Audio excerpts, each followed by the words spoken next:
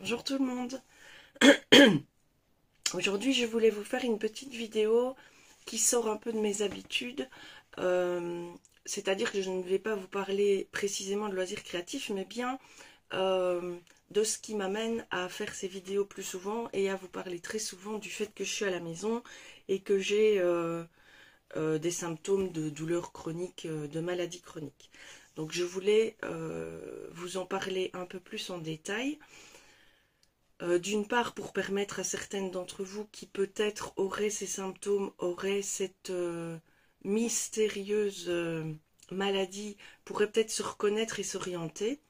Et d'autre part, parce que beaucoup me l'ont demandé. Je n'ai pas des milliers de gens qui suivent mes vidéos, mais souvent dans les commentaires, on me dit d'une part, je comprends ce que tu vis, je vis la même chose. Et d'autre part, je ne sais pas quelle est ta maladie, mais je te souhaite bon courage. Donc, arrêtons de mettre ce voile de pudeur et je vais vous dire franchement ce qu'il en est.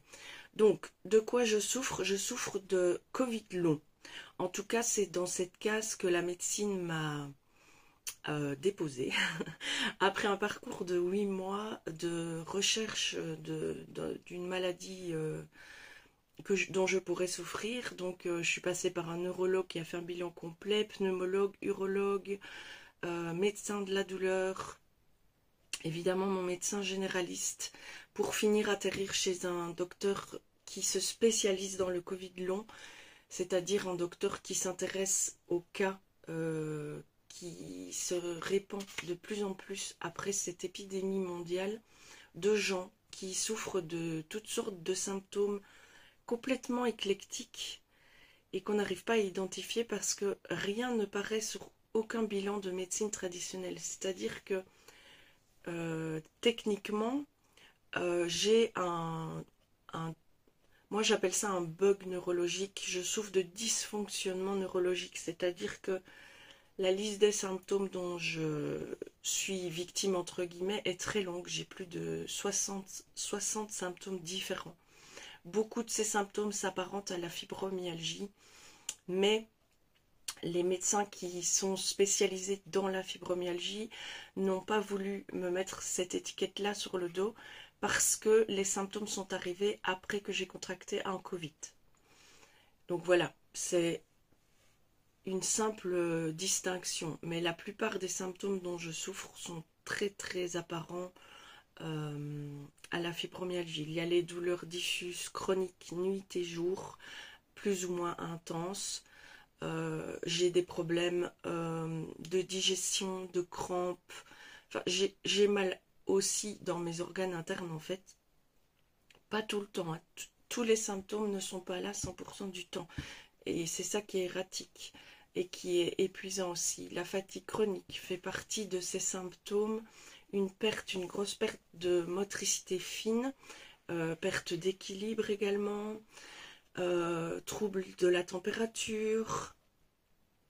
J'ai aussi comment, des, des bleus qui viennent spontanément, comme si, en fait, c'est comme si un programme pirate avait envahi mon cerveau et envoyait en permanence des ordres complètement erronés. Donc, lançons une tendinite, elle a monté les escaliers, une sciatique parce qu'elle a passé un coup d'aspirateur, enfin, douleur post-musculaire parce que le cerveau pense que j'ai fait un marathon, euh, ce genre de choses.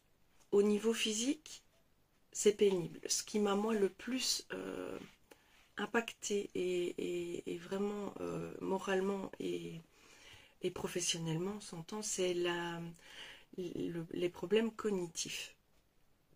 Donc déjà, l'élocution est devenue plus compliquée. Euh, Buter sur les mots, confondre des mots. Donc voilà, la mémoire c'est devenu une catastrophe alors que ma mémoire était vraiment depuis toute jeune mon atout majeur. J'étais capable de retenir, je travaillais dans le domaine de l'automobile donc je connaissais les plaques d'immatriculation de mes clients, les noms de mes clients. Enfin, j'avais emmagasiné plein d'informations et aujourd'hui je dois faire des exercices quotidiens pour me souvenir de ce qui s'est passé hier ou pour me souvenir de comment je dois réaliser la cuisson des pâtes, ce genre, enfin, j'ai vraiment perdu énormément à ce niveau-là. Ça s'apparente à... Vraiment, hein, c'est pas pour en jouer ou pour surjouer, mais ça s'apparente au déficit qu'on peut connaître après un AVC en fait. Toute proportion gardée, je suis toujours debout, j'arrive toujours à être autonome, je sais me laver toute seule. Et de ça, je suis reconnaissante. Mais au niveau cognitif, il y a des lacunes et des séquelles qui sont assez importantes. J'ai perdu par exemple tout ce qui est la notion espace-temps. Le temps, c'est devenu comme une langue étrangère que je ne pourrais pas comprendre. Donc maintenant, je vis en mettant des alarmes pour tout, pour ne pas oublier que j'ai mis quelque chose à cuire ou que je dois partir pour un rendez-vous médical dans X temps ou que, voilà, encore hier par exemple, j'ai regardé l'heure, donc c'était bien les chiffres sur mon téléphone. J'ai vu qu'il était 6 heures, je suis descendue faire à souper pour que mon mari puisse rentrer et avoir à manger. Et en fait, il était 16 heures et pas 6 heures. Et voilà, c'est mon quotidien. Donc souvent, j'en rigole, j'essaye d'être un petit peu désinvolte avec ça, mais au plus profond, ça marque quand même. Donc les symptômes physiques, voilà, c'est des douleurs, c'est des aphtes aussi, enfin, je sais pas, c'est comme s'il y avait un virus dans mon cerveau qui dérègle la machine, quoi. Qui vraiment, il y a aussi le fait que j'avale très souvent de travers, une grosse perte de réflexe spontané. Voilà, comment on l'a su? Bah, comme je vous l'ai dit, on est passé par toutes sortes de médecins qui ont exclu bah, justement un AVC à proprement parler, des maladies dégénératives, des maladies virales qui pourraient entraîner ce genre de choses. Et pendant ce diagnostic d'exclusion, je dois vous avouer que ça a été très très dur et que j'ai dû vraiment me battre parce que très souvent un spécialiste qui n'a pas de réponse à vous donner par rapport à son diagnostic vous dira des choses du genre c'est peut-être psychologique madame. Vous êtes en surpoids madame, vos douleurs c'est peut-être votre surpoids. À mon avis, c'est une dépression parce que la dépression peut engendrer ce genre de symptômes. Et j'ai vraiment dû chaque fois être limite agressive, batailler, refuser les antidépresseurs et continuer à demander de l'aide pour qu'on aille un peu plus loin dans les pistes. Parce que j'ai trouvé ça hyper humiliant et très déstructurant de nous renvoyer comme ça à nous-mêmes parce que quand on fait une dépression, quand on fait un surmenage, on m'a dit aussi, ou l'obésité, ces choses-là, ça nous renvoie quelque part à une forme de responsabilité de notre part. De ne pas se soigner si on est en dépression, de ne pas aller voir un psy, de laisser les choses aller. L'obésité, pareil, de laisser les choses aller. Et ce sont des spécialistes qui ne vous connaissent pas. Le seul médecin qui me connaît, parce qu'elle me suit depuis des années, c'est mon médecin traitant. Et jamais mon médecin traitant ne me dirait que je fais une dépression. C'est d'ailleurs elle qui a bataillé ferme avec moi pour que je puisse avoir un rendez-vous chez un neurologue parce que elle, me connaissant, savait très bien que je ne faisais ni une dépression et que ce n'était pas des problèmes dus à mon obésité. Bref, pour en arriver à tout ça, au final, je suis tombée sur ce spécialiste qui m'a dit, bah, vous faites un Covid long, c'est ce qu'on a déterminé. Alors le seul petit point un peu troublant, c'est que comme je vous l'ai dit, on ne veut pas dire que c'est une fibromyalgie, mais le spécialiste m'a bien expliqué que tous les gens, sans exception, qui développent un Covid long, sont des gens qui avaient une pathologie non identifiée avant d'avoir le Covid. Donc quelque chose de dormant, de sous-jacent, qui s'est réveillé avec le Covid. Donc pour moi, ça, c'est un premier paradoxe. Mais pour le moment, je fais confiance, une confiance toute relative, mais j'ai décidé de suivre le protocole parce que le problème quand on ne suit pas les protocoles, c'est que administrativement, on n'a aucun poids. Et moi, je vais devoir mener un nouveau combat parce que là je suis toujours dans des certificats ponctuels et sur la mutuelle de mon travail, même si je suis licenciée jusqu'au 14 août, je suis encore sur la mutuelle de mon travail. Mais après le 14 août, je ne sais pas du tout à quelle sauce je vais être mangée. Est-ce que je vais être reconnue invalide? Est-ce que la médecine du travail va décider que je n'ai pas, parce que c'est le problème quand on a une maladie invisible? Oui. Si je tombe sur un médecin un petit peu acariâtre et déterminé, je pourrais faire des pieds et des mains, et il décidera que je suis apte à retourner dans le monde du travail, alors que je souffre aussi dans la maladie d'hallucinations. Et ça, c'est quelque chose de très déroutant. En fait, quand je suis en mouvement, les éléments qui sont dans ma vision périphérique, mon cerveau ne les met pas au bon endroit. Et donc, quand je suis par exemple en voiture, que j'accompagne mon mari en voiture, eh ben, ça arrive presque tout le temps que les voitures qui sont sur l'autre route, dans mon champ de vision, elles sont face à nous. Ou qu'un arbre qui est sur le côté se retrouve devant la voiture. Ou que la route tourne alors qu'elle ne tourne pas. Donc évidemment, je ne conduis plus. Nous sommes bien d'accord, je serais un danger public. Ça, couplé avec le fait que je fais des spasmes musculaires de manière complètement erratique et non programmée. Imaginez que j'ai un spasme musculaire dans les jambes quand je suis sur l'autoroute et que je ne sais plus contrôler les pédales de ma voiture, ou que j'ai des crampes, ce qui m'arrive très souvent quand je fais un mouvement avec les mains trop long ou trop répétitif, mes mains se raidissent, je ne saurais plus tenir mon volant ou lâcher mon volant quand je devrais. Enfin, non, c'est impossible pour moi de prendre le volant, et aucun médecin, à part le médecin Covid long, ne m'a déconseillé de conduire, ce qui est vraiment déroutant. Donc, ceci étant dit, je n'ai aucune idée si le traitement qu'on a mis en place avec ce médecin va fonctionner. Pour l'instant, j'arrive tout doucement aux 2 mois de traitement et il n'y a aucun signe d'amélioration. Au contraire, j'ai des effets secondaires dus aux médicaments qui sont très déplaisants. Mais bon, ça, je verrai avec lui à la prochaine visite. Donc moi, je suis dans une dynamique où j'apprends à vivre avec ce corps abîmé, avec ce cerveau dysfonctionnant, pour trouver le meilleur équilibre dans ma vie et essayer de garder au maximum mon autonomie. C'est pas du pessimisme de dire ça, mais je préfère m'adapter à une situation qui risque d'être perpétuelle, plutôt que de vivre dans un espoir vain et un jour m'écrouler, me rendant compte que les choses ne changeront jamais. Le petit côté pernicieux de ça, c'est que je mets en place des moyens pour m'adapter à ma maladie, ce qui fait que moi, les choses deviennent normales. Depuis maintenant 1 an que j'ai ça, par exemple, j'avale de travers très souvent. Et ça, c'est dû à une perte des réflexes. Donc, c'est-à-dire que mon cerveau envoie l'ordre de déglutir une microseconde trop tard quand le bol alimentaire ou la salive est déjà en chemin.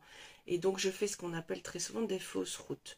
J'ai fait un bilan, il n'y a rien à mettre en place, tout va bien, mais il y a un petit dysfonctionnement. C'est comme ça depuis le début, tout va bien, mais... Bref. Du coup, quand je mange, j'arrête de manger des choses qui sont sèches, émiettées, tout ça, et je bois souvent pour faire passer le bol alimentaire plus facilement. C'est devenu ma routine, c'est devenu mon habitude. Par exemple aussi, je ne sais plus couper facilement ou peler une patate ou couper un oignon, couper les légumes, parce que tenir le couteau, la position de tenir un couteau, elle devient compliquée, ma main ne veut plus et j'attrape très vite des douleurs et des crampes, et donc je fais tout ce que je peux faire au ciseau, je le fais au ciseau. Et donc pour moi, ça c'est devenu normal. Lire, je n'ai plus la capacité de lire, j'essaye, mais je retiens pas les informations, je ne comprends pas ce que je lis certains jours, donc j'ai mis en place les romans audio, ce qui me fait de la peine parce que j'adorais lire, mais bon, voilà. Vous voyez, c'est toutes des petites choses. Ma garde-robe, par exemple, faire les boutons, les tirettes, mettre mes mains dans le dos pour attacher une tirette ou quelque chose, c'est devenu très compliqué. Et donc, bah, je me suis offert ce genre de petits accessoires, des pulls faciles, des pantalons de jogging faciles, sans boutons, sans tirette, la plupart du temps pour être à la maison, pour être quand même habillée et pour pouvoir m'habiller encore toute seule. C'est toutes ces choses-là que je mets en place pour vivre en harmonie avec moi-même et du coup la vie semble facile en fait. Vu d'un point de vue extérieur, je fais toujours la plupart des choses qu'il faut faire et ça semble facile si quelqu'un d'extérieur me voit. Samedi encore, une personne me disait le problème avec ta maladie, c'est que ça ne se voit pas. Ben non, ça ne se voit pas. Je ris. Quand je suis en présence des gens, c'est pas pour me mettre en boule dans un coin et pleurer. Ça n'aide personne, ni les gens ni moi. Et donc, ben, mon caractère fait que je suis fière, en fait. Je suis orgueilleuse. On peut dire le mot. Je suis orgueilleuse et en public, c'est... Je m'apitoie pas. Je m'apitoierai pas. Mon mari même parfois va me demander sur une soirée 20 fois si ça va parce qu'il voit que ça ne va pas et qu'il voudrait que je lui dise non, ça ne va pas.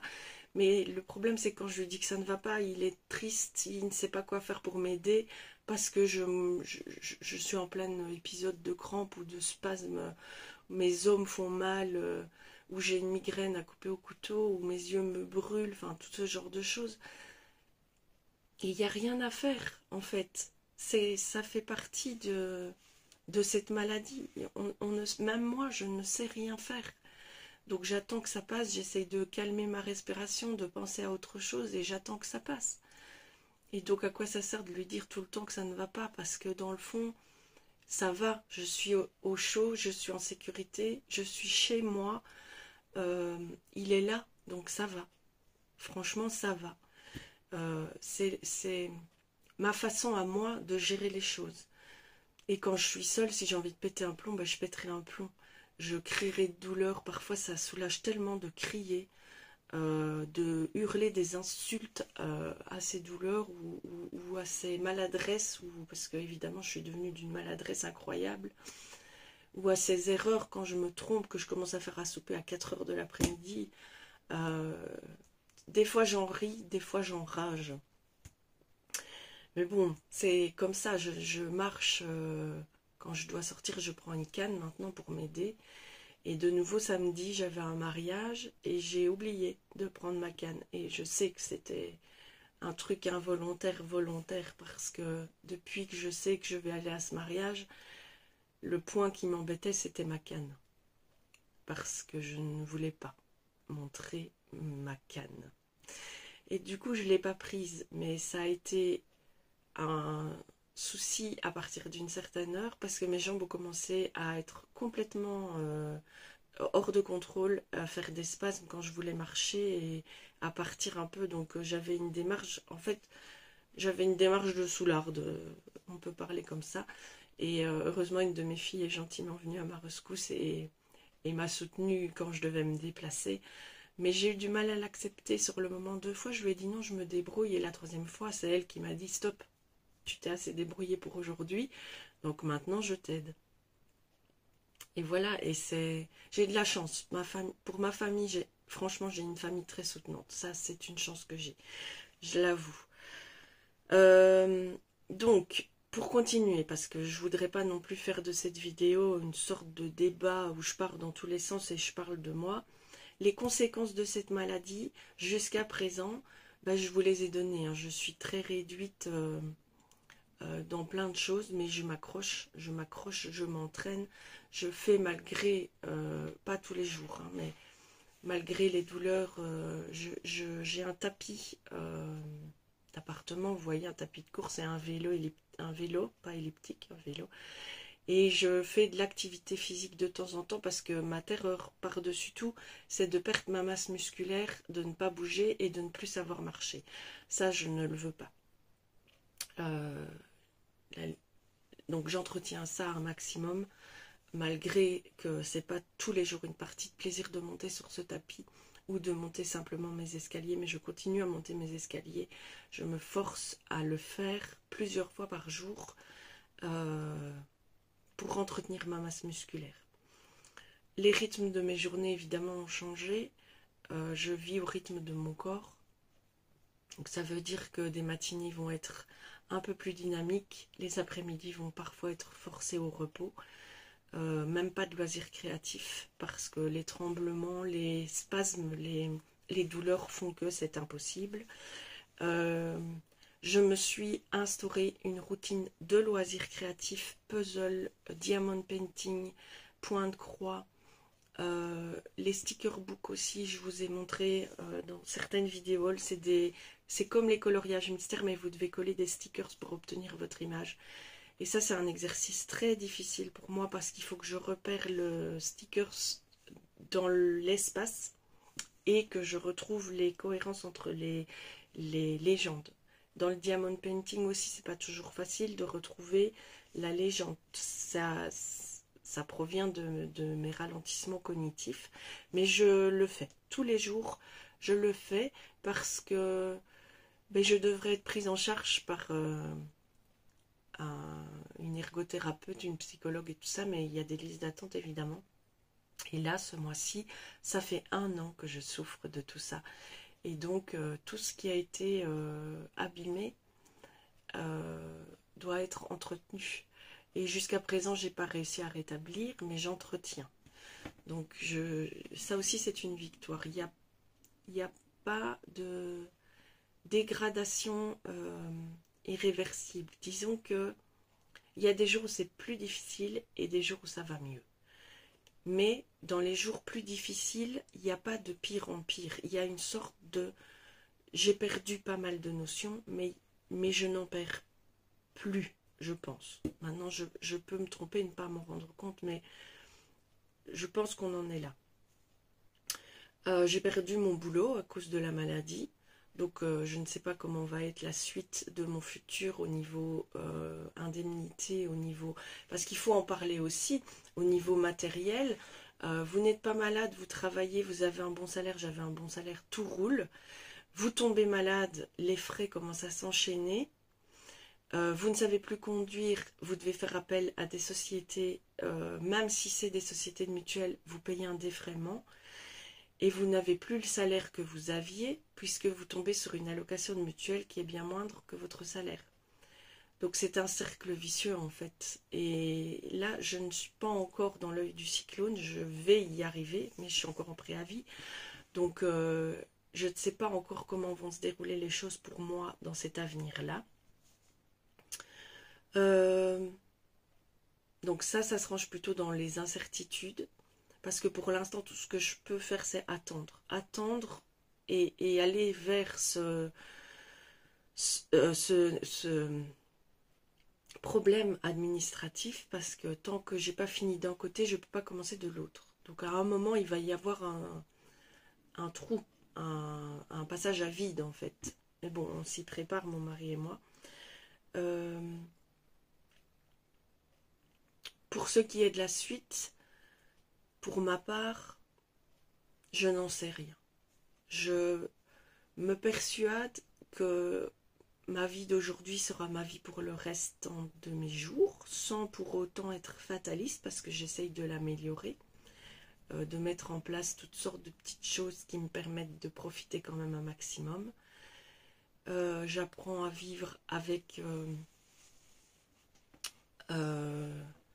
les fragilités de mon corps et surtout j'ai appris à l'écouter, chose que je ne faisais jamais avant. Très rares sont les femmes qui s'écoutent quand elles se sentent fatiguées, très rares sont les femmes qui s'arrêtent quand elles se sentent débordées. J'ai mis en place des systèmes pour par ma volonté, hein, pour toujours tout gérer, pour que tous les gens autour de moi soient comblés sans jamais penser à me combler moi-même. Donc quelque part aujourd'hui, je n'ai pas d'autre choix que de me combler de repos, de me combler de détente, de m'apaiser quand il le faut, quand les douleurs deviennent vraiment compliquées à gérer, quand elles prennent le pas sur la volonté. C'est les moments les plus difficiles, c'est quand votre état de santé prend le pas sur votre volonté à faire des choses, parce qu'alors viennent s'immiscer la culpabilité de n'être pas capable, la colère de ne plus pouvoir, le découragement de n'avoir pas su anticiper. Et ça, je ne veux pas. Donc, j'essaye que ces périodes-là soient hyper courtes et de me relever et de faire la moindre petite chose positive qui me permet de me dire que tout est encore possible. Voilà. C'est pas évident, mais c'est comme ça. De toute façon, voilà, c'est comme ça. Je ne peux pas changer. Et si on reprend la fameuse prière des alcooliques anonymes, une partie de la prière, attention, je paraphrase, dit qu'il faut changer ce qui peut être changé et accepter ce qui ne peut pas être changé. Et là, ben, les choses, elles sont comme elles sont. Alors, il y a des détracteurs qui disent que tout ça est dans la tête, qu'il suffit d'aller voir un psychologue et de résoudre ses traumas pour aller mieux. J'entends bien, mais cette démarche a déjà été faite avant. Mes traumas qui sont... Enfin, je ne suis pas Cosette, mais bon, j'ai eu une vie assez marquée. Mes traumas ont été réglés, je suis dans une vie épanouie, j'ai un mariage heureux, j'ai une famille qui, mes enfants réussissent. Je n'ai aucune raison de me plaindre en fait. Donc, j'essaye de prendre la vie du bon côté. Je vous avoue que ces petits moments vidéo et vous partager un peu mon quotidien et mes loisirs créatifs, ça m'aide aussi. Et cette vidéo d'aujourd'hui, qui je vois fait 27 minutes à ce moment précis, j'espère permettra à certaines d'entre vous non seulement de peut-être poser un début de diagnostic sur ce qu'elles subissent, d'autre part se sentent moins seules et essayent de trouver un espace de partage. Moi, je suis sur YouTube, on peut toujours échanger en commentaire. Je suis sur Facebook aussi sous le nom d'Aglaé fait du scrap. J'ai une page de Facebook dédiée à ça. J'ai un compte Instagram également.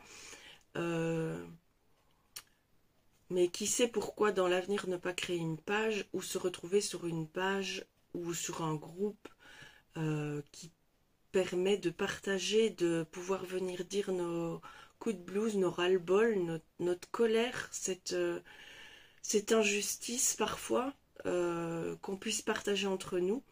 En tout cas, je reste à votre disposition si vous voulez en parler. Je vous remercie pour celles et ceux qui ont écouté jusqu'au bout. Commentez dans la bienveillance et d'avance, sans vouloir du tout être hautaine ou prétentieuse, je vous demanderai de ne pas me donner toutes sortes de conseils pour prendre soin de ma santé, parce que tout ce qui est à faire, je le fais déjà, que ce soit au niveau médecine traditionnelle, que ce soit au niveau médecine parallèle, que ce soit au niveau spiritualité. Je suis dans un mood, je suis zen avec tout ça. Je ne recherche pas de solution miracle.